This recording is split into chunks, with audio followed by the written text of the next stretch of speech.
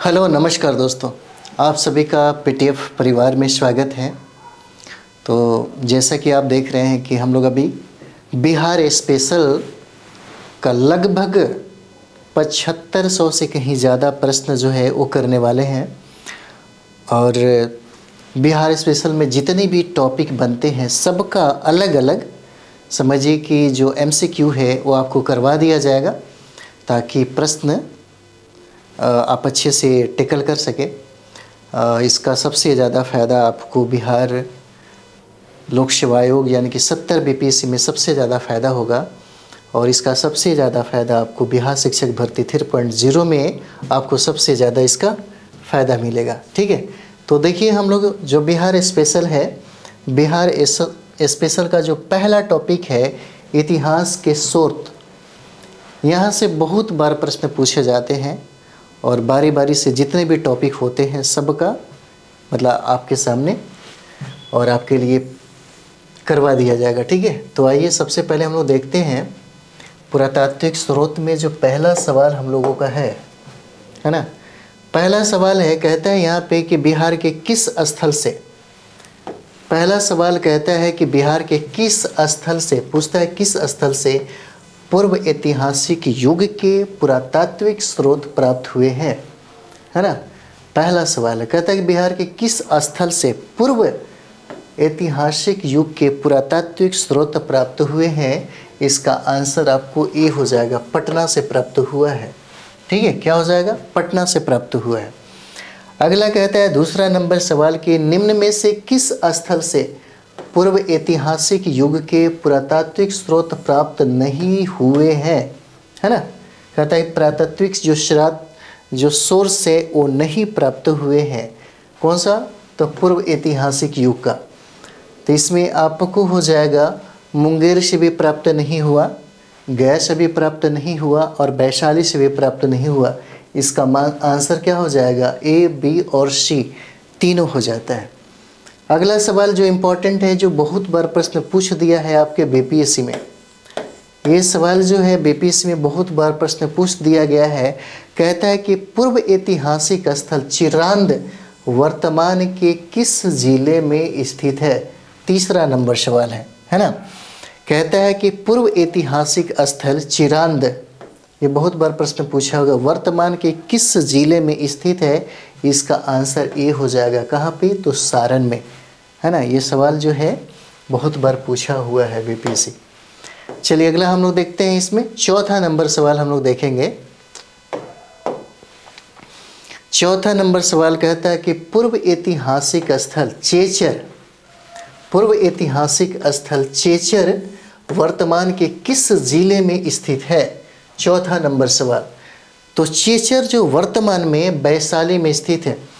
देखिए अगर हम लोग टोटल यहाँ से कर लेते हैं, जो प्रश्न बना हुआ है 7500 से कहीं ज़्यादा जो प्रश्न है, अगर हम लोग कर लें तो बीपीएससी में 70 बीपीएससी की तैयारी करने वालों के लिए एक भी प्रश्न यहाँ से नहीं छूटने वाला है। साथ ही साथ जो बीपीएससी टीचर का एग्ज़ाम 3.0 जो हो रहा है, यानी कि बिहार शिक्षक भर्ती 3.0 है, यहाँ से सारा का सारा प्रश्न आपको टकराएगा।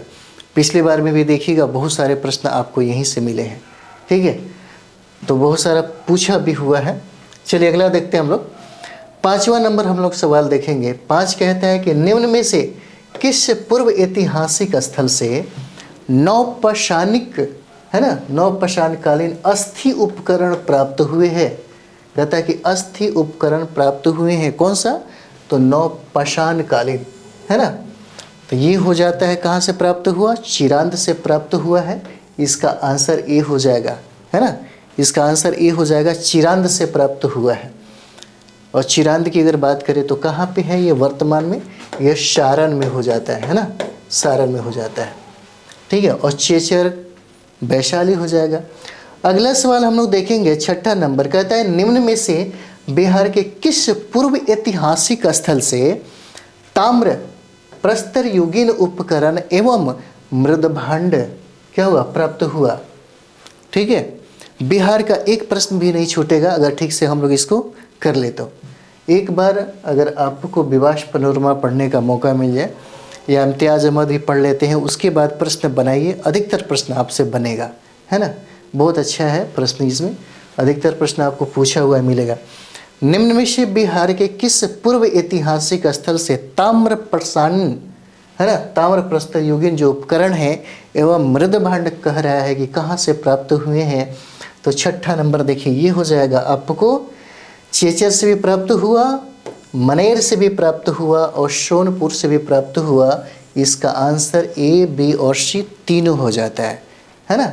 ये आपका ए, बी और सी तीनों इसका आंसर हो जाएगा। चलिए अगला सवाल हम लोग देखेंगे 7 नंबर। 7 नंबर सवाल कहता है कि निम्न में से कौन बिहार के पुरातात्विक स्रोत है ना। 7 नंबर देखिए कहता है कि बताइए निम्न में से कौन बिहार के पुरातात्विक स्रोत हैं? तो इसमें देखिएगा ये आपको ताम्रपत्र लेख ये भी हो जाता है, भग्नावशेष ये भी हो जाएंगे और सिक्के ये भी हो जाता है। इसका मतलब आंसर क्या हो जाता है? डी हो जाएगा, है ना। 7 का आंसर क्या हो जाता है? डी हो जाएगा, ए, बी और सी। ठीक है, चलिए हम लोग अगला सवाल देखेंगे। 8 नंबर सवाल देखें, है ना। देखिए 8 नंबर सवाल यहाँ पे कहता है कि लौरिया, है ना, ये प्रश्न जो है ये भी पूछा हुआ है बीपीएससी के द्वारा। बीपीएससी के द्वारा ये भी प्रश्न पूछा गया है 8 नंबर। ठीक है, कहता है यहाँ पे कि लौरिया अरेराज, लौरिया अरेराज, लौरिया नंदनगढ़ का अभिलेख किस शासक से संबंधित है? कहता है किस शासक से संबंधित है ये बताइए, है ना। तो इसका संबंध आपको अशोक सम्राट से हो जाता है। अशोक सम्राट ने बहुत जगह अभिलेख क्या किए थे? लगवाए थे, है ना, स्तंभ लेख। अगला सवाल देखिए कहता है कि निम्न में से किस स्थल से, कहता है निम्न में से किस स्थल से स्तंभ लेख प्राप्त हुए हैं, है ना। कहता है कि निम्न में से किस स्थल से स्तंभ लेख प्राप्त हुए हैं। तो 9 का क्या हो जाता है? ये देखिए इसका आंसर आपको 9 का आंसर ये हो जाता है, रामपुरवा से स्तंभ लेख प्राप्त हुए हैं, है ना। 9 का ये आंसर हो जाएगा। चलिए अगला हम लोग देख लेते हैं 10 नंबर। देखिए 10 नंबर सवाल कहता है यहाँ पे कि अशोक कालीन, 10 नंबर देखिए कहता है अशोक कालीन, अशोक कालीन डॉडो दिया है कि सासाराम की चंदनपीर पहाड़ी से प्राप्त हुआ है ना। कहता है चंदनपीर पहाड़ी से क्या हुआ है? प्राप्त हुआ है। ठीक है, 10 नंबर सवाल क्या होता है? तो देखिए कहता है कि अशोक कालीन लघु शिलालेख, आंसर ये हो जाएगा इसका, लघु शिलालेख हो जाएगा आंसर। लघु शिलालेख सासाराम की चंदनपीर पहाड़ी से प्राप्त हुआ है ना। अगला सवाल देखिए कहता है कि निम्न में से किस शासक के गुफा लेख बराबर एवं नागार्जुनी पहाड़ी से प्राप्त हुए हैं, है ना। कहता है कि नागार्जुनी पहाड़ी से बराबर एवं नागार्जुनी पहाड़ी से प्राप्त हुए हैं। तो क्या हो जाएगा? तो देखिए निम्न में से किस शासक के गुफा लेख बराबर एवं नागार्जुनी पहाड़ी से प्राप्त हुए हैं। ठीक है, तो ये देखिए ये हो जाता है आपको 11 का आंसर आपका हो जाता है सी, दशरथ हो जाएगा, है ना। 11 का आंसर क्या हो जाता है? दशरथ हो जाता है। चलिए अगला हम लोग देख लें। अगला सवाल देखिएगा 12 नंबर सवाल जो है 12 कहता है कि बिहार में पाए गए मौर्य अभिलेखों की भाषा क्या थी? 12 नंबर, है ना। 12 नंबर क्या हो जाता है? कहता है कि बिहार में पाए गए मौर्य अभिलेखों की भाषा क्या हो जाती है? तो भाषा ये क्या होगा? प्राकृत हो जाएगा। 12 का क्या हो जाएगा? सी आंसर हो जाता है, प्राकृत भाषा में। बिहार में पाए गए मौर्य अभिलेखों की लिपि क्या थी? कहता है बिहार में पाया गया, कहाँ पे? बिहार में पाया गया। तो 13 का क्या हो जाता है? बिहार में पाया गया मौर्य अभिलेखों की लिपि क्या हो जाती है? ब्राह्मी लिपि हो जाती है। आंसर क्या हो जाएगा? ई हो जाता है, ब्राह्मी लिपि। अगला देखेंगे बिहार के किस स्थान से यक्ष प्रतिमा प्राप्त हुई है? 14 नंबर यक्ष प्रतिमा प्राप्त हुई है। तो यक्ष प्रतिमा जो प्राप्त हुआ है वो स्थान आपको पटना हो जाता है।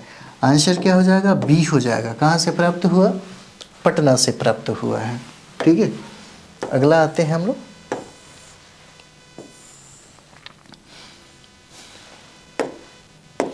15 नंबर सवाल देखेंगे हम लोग। 15 नंबर कहता है कि बिहार के, है ना, किस जिले के बसाड़ से महादेवी प्रभुदया के 2 अभिलेख प्राप्त हुए हैं। 15 नंबर कहता है कि बिहार के कहाँ से, किस जिले के बसाड़ से महादेवी प्रभुदया के 2 अभिलेख प्राप्त हुए हैं। तो इसका आंसर क्या हो जाएगा, डी हो जाएगा।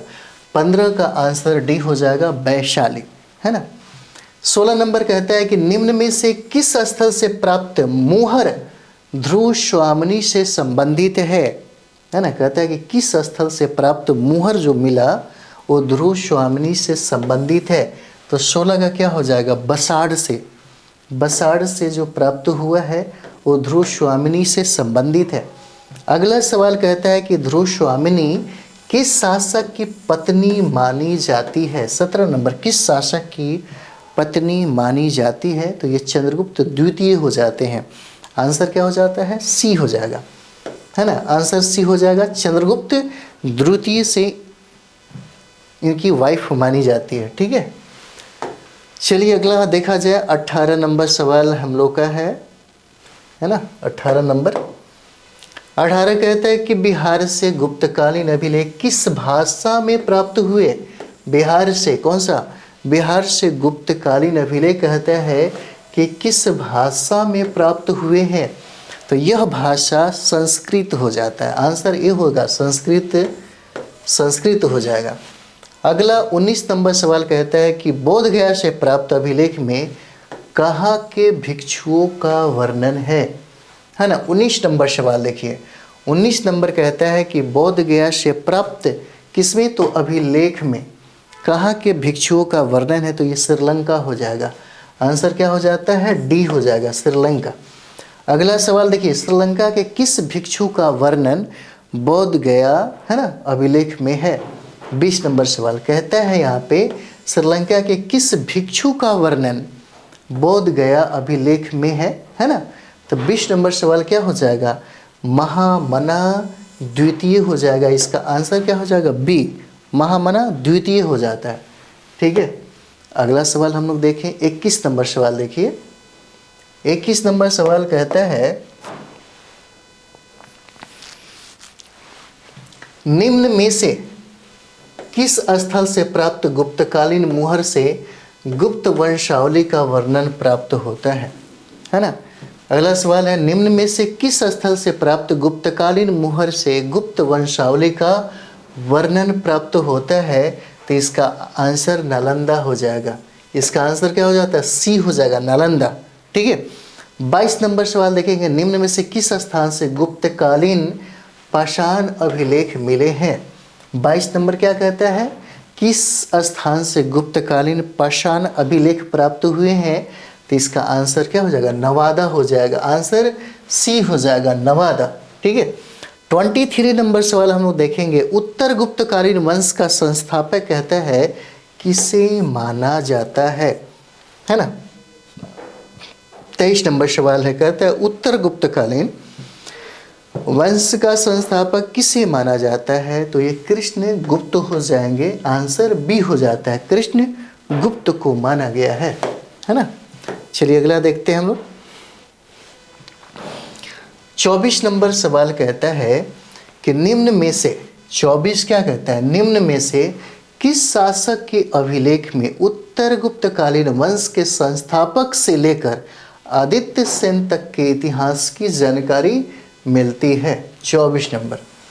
तो यहाँ पे देखेंगे हम लोग 24 नंबर जो सवाल है हम लोगों का, है ना। 24 नंबर देखिए, 24 नंबर का आंसर क्या हो जाएगा, आदित्य सेन हो जाएगा। आंसर क्या हो जाता है, सी हो जाएगा, आदित्य सेन हो जाएगा इसका। अगला सवाल देखिए, 25 नंबर सवाल हम लोग का है। 25 नंबर कहते हैं यहाँ पे निम्न में से किस जिले के बौंसी नामक स्थान में स्थित मंदार पहाड़ी से आदित्य सेन का अभिलेख प्राप्त हुआ है। क्या कहता है कि किस जिले के, पूछता है किस जिले के बौंसी, है ना, नामक स्थान में स्थित कौन सा, तो मंदार पहाड़ी से आदित्य सेन का अभिलेख प्राप्त हुआ है। तो यह डिस्ट्रिक्ट है बांका, है ना। यह डिस्ट्रिक्ट क्या है, बांका हो जाता है। अगला सवाल हम लोग देखेंगे 26 नंबर, कहता है कि निम्न में से किसके अभिलेख में तालाब खुदवाने और विष्णु की प्रतिमा स्थापित करने का उल्लेख मिलता है? कहता है कि निम्न में से किसके अभिलेख में तालाब खुदवाने, कौन सा, तो तालाब खुदवाने है ना, और विष्णु की प्रतिमा स्थापित करने का उल्लेख मिलता है? तो 26 नंबर क्या हो जाता है? ये देखिए आदित्य सेन का जो अभिलेख है इसी से प्राप्त होता है ना। आंसर क्या हो जाएगा? बी हो जाता है। चलिए अगला हम लोग देखेंगे 27 नंबर सवाल हम लोग का है। 27 नंबर 27 नंबर कहता है यहाँ पे, आरा के पास देव वरुणार्क से, है ना, डॉट डॉट लिखा है और कहता है का एक पाषाण अभिलेख मिला है ना। आरा के पास देव वरुणार्क से कौन सा? तो जीवगुप्त द्वितीय का। आंसर क्या हो जाएगा? डी हो जाएगा। जीवगुप्त द्वितीय का एक पाषाण अभिलेख क्या है? मिला है। अगला सवाल देखेंगे, कहता है कि पूर्व मध्यकाल में, ठीक है, आंसर देखिए इसका क्वेश्चन एक बार देख लीजिए। कहता है कि पूर्व मध्यकाल में शासकों के अभिलेख दक्षिण एवं मध्य बिहार के कई स्थानों से प्राप्त हुए हैं जो संस्कृत भाषा में है। 28 नंबर क्या कहता है? संस्कृत भाषा में क्या हो जाएगा? तो इसका संबंध आपको पाल वंश से हो जाएगा। क्या हो जाता है? सी। 28 का क्या हो जाएगा? तो पाल वंश हो जाता है। ठीक है, चलिए अगला देखा जाए।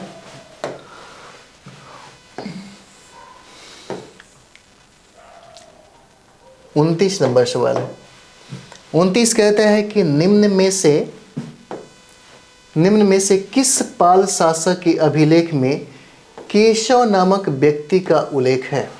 निम्न में से किस पाल शासक के अभिलेख में केशव नामक व्यक्ति का क्या है? उल्लेख है। 29 नंबर क्या हो जाएगा? तो धर्मपाल हो जाएगा, है ना। 29 नंबर सवाल क्या हो जाता है? इसका आंसर बी हो जाएगा, धर्मपाल। यानी कि निम्न में से किस पाल शासक के अभिलेख में केशव नामक व्यक्ति का उल्लेख है? तो किसके? धर्मपाल के। पाल शासक धर्मपाल का अभिलेख कहाँ से प्राप्त हुआ है ना। 30 नंबर सवाल देखेंगे तो 30 नंबर सवाल क्या कहता है? ये देखिए, कहता है कि पाल शासक धर्मपाल का अभिलेख कहाँ से प्राप्त हुआ है? इसका आंसर क्या हो जाएगा? 30 का डी हो जाता है। कहाँ? तो बोध गया से। अगला सवाल हम लोग देखेंगे इसका 31 नंबर सवाल देखिए, कहता है यहाँ पे डॉट डॉट लिखा हुआ है ना, और प्रश्न है कि किसके नालंदा ताम्रपत्र अभिलेख से स्पष्ट होता है कि उसने गया में एक गांव दान दिया था, है ना। 31 नंबर क्या कहता है? गांव दान दिया था। किसने? तो धर्मपाल ने गांव दान दिया था। यानी कि धर्मपाल के नालंदा ताम्रपत्र अभिलेख से स्पष्ट होता है कि उसने गया में क्या दिया? एक गांव दान दिया, है ना।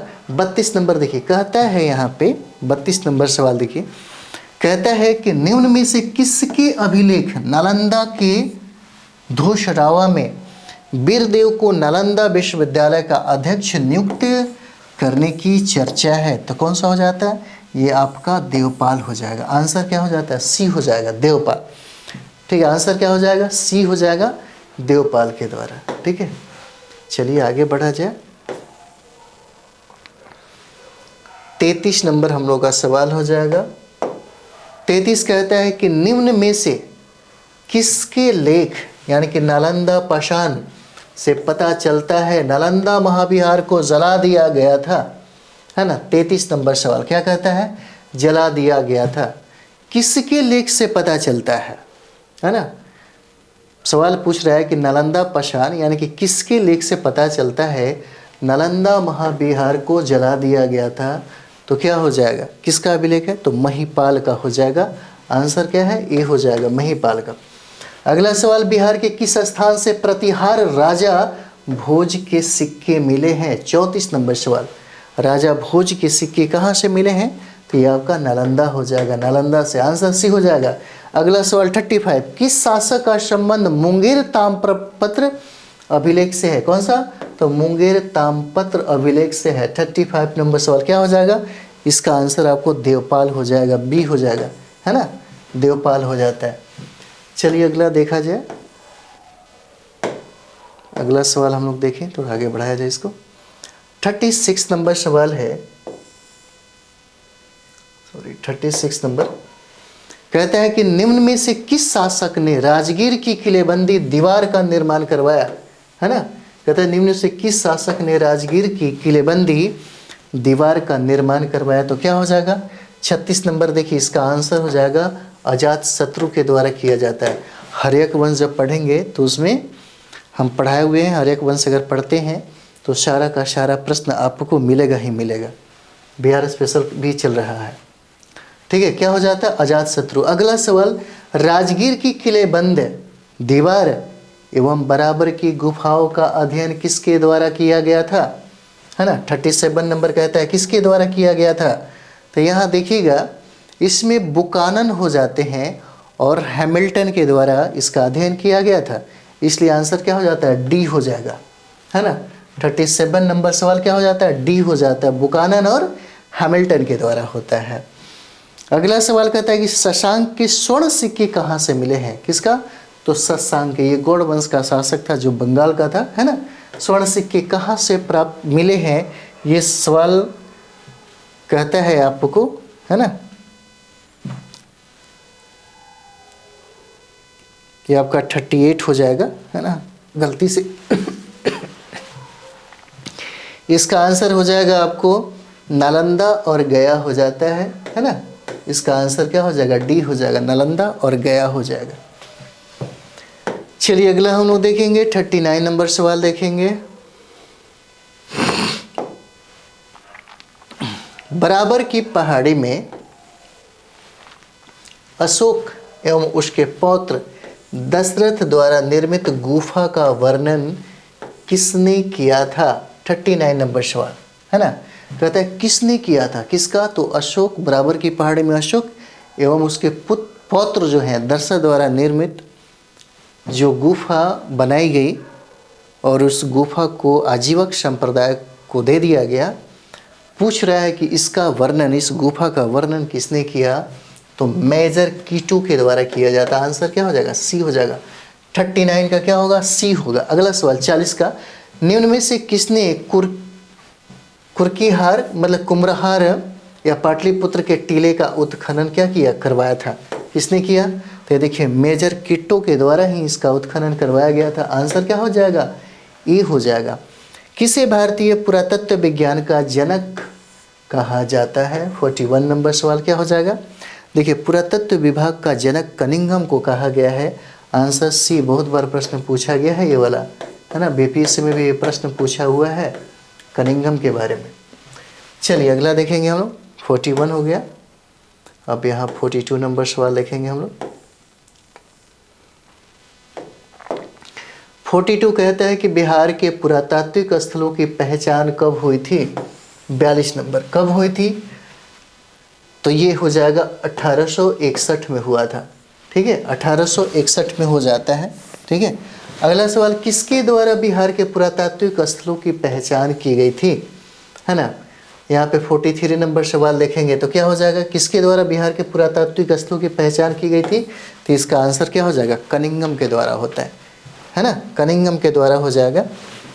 और अगला सवाल हम लोग देखेंगे 44 नंबर कहता है किसने बोध गया में स्थित बोधि मंदिर के बारे में बताया था, किसने बोध गया में किसके बोधि मंदिर के बारे में बताया था, कौन हो जाएगा, तो 44 नंबर सवाल अगर हम लोग यहाँ पे देखेंगे तो देखिएगा इसका आंसर आपको डी हो जाएगा, कनिंघम के द्वारा ही बताया गया है, ठीक है। तो आगे बढ़ जाए हम लोग, थोड़ा सा आगे बढ़ते हैं। 45 नंबर 45 कहता है किसने राजगीर से 11 किलोमीटर दूरी पर स्थित बड़गांव की खोज की जहां प्राचीन नालंदा महाविद्यालय स्थित है, 45 नंबर सवाल, है ना। कहता है कि किसने राजगीर से 11 किलोमीटर जो दूर है बड़गांव की खोज की जहां प्राचीन नालंदा महाविद्यालय स्थित है, और ये खोज आपको कनिंघम के द्वारा किया गया। 46 कहता है कि निम्न में से किस स्थान से कुमार गुप्त एवं स्कंद गुप्त का प्रसिद्ध पाषाण लेख मिला है, 46 नंबर सवाल क्या हो जाएगा, तो ये इसका आंसर सी हो जाता है, नालंदा से प्राप्त हुआ है। पटना विश्वविद्यालय में कब प्राचीन भारतीय इतिहास एवं पुरातत्व विभाग की स्थापना की गई, 47 नंबर सवाल क्या हो जाएगा, 47 नंबर सवाल देखिएगा, इसका आंसर 1949 हो जाएगा। बी हो जाता है इसका आंसर, 1949 हो जाएगा। चलिए आगे बढ़ लिया जाए। 48 नंबर सवाल हम लोग देखेंगे। 48 नंबर 48 कहता है कि किसने 1950 में वैशाली एवं 1951 में कुम्हरार का उत्खनन करवाया था, है ना। 48 नंबर क्या हो जाएगा? तो 48 का देखिएगा, इसमें हो जाएंगे के देव के द्वारा होता है और डॉक्टर अल्तेकर के द्वारा हो जाता है। इसका मतलब आंसर ए और सी हो जाएगा, है ना। अगला देखिए, राज्य पुरातत्व निदेशालय की स्थापना कब हुई थी? 49 नंबर सवाल हो जाता है। 49 का क्या हो जाएगा? राज्य पुरातत्व निदेशालय की स्थापना 1962 में होता है। आंसर क्या हो जाएगा? बी हो जाएगा, ठीक है। अगला सवाल है, जातक कथाओं का संबंध किस धर्म से माना जाता है? 50 नंबर सवाल है, क्या हो जाएगा? जातक कथाओं का संबंध किस धर्म से है? इसका आंसर बी हो जाएगा, है ना, बौद्ध धर्म से संबंधित हो जाता है। अगला देखेंगे हम लोग, ठीक। 51 नंबर सवाल है, 51 नंबर सवाल। 51 कहता है कि जातक कथाओं में स्वर्ण सिक्के हेतु, है ना, कहता है यहाँ पे कि जातक कथाओं में स्वर्ण सिक्के हेतु किस शब्द का प्रयोग हुआ है? 51 नंबर, किस शब्द का प्रयोग हुआ है? तो 51 में क्या हो जाएगा? निष्क का, है ना। इसका आंसर क्या हो जाएगा? सी हो जाता है। जातक कथाओं में स्वर्ण सिक्के हेतु किस शब्द का प्रयोग हुआ है? तो निष्क हो जाता है, ठीक है। तो चलिए आगे हम लोग बढ़ते हैं।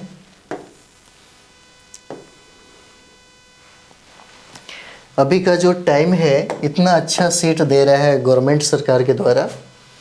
अगर आदमी बहुत ज़्यादा मेहनत करे, थोड़ा सा टाइम अगर हिसाब से अगर बैठ करके 10 से 12 घंटा भी अगर आप पढ़ते हैं, तो निश्चित तौर पे आपका बिहार शिक्षक भर्ती में भी हो जाएगा सिलेक्शन। और साथ ही साथ जो सिविल सर्विसेज जो बिहार बीपीएससी 70 बीपीएससी जो दे रहे हैं, उसमें भी आपका सिलेक्शन होने का संभावना बनेगा। बस इसके लिए होता है कि ज़्यादा से ज़्यादा स्टडी करिए, है ना, रिवीजन करिए, और कुछ सब्जेक्ट जो है उस पर ज़्यादा फोकस करने होते हैं। अगर इन सब चीज़ों का ध्यान रखा जाए तो बहुत दूर नहीं होता है कोई भी जॉब, ठीक है। चलिए अगला देखते हैं हम लोग। 52 नंबर सवाल, बिहार के किस क्षेत्र से प्राचीन स्वर्ण सिक्के प्राप्त हुए हैं, है ना। 52 हो जाता है। कहता है सवाल कि बिहार के किस क्षेत्र से प्राचीन स्वर्ण सिक्के प्राप्त हुए हैं? तो 52 नंबर क्या हो जाएगा?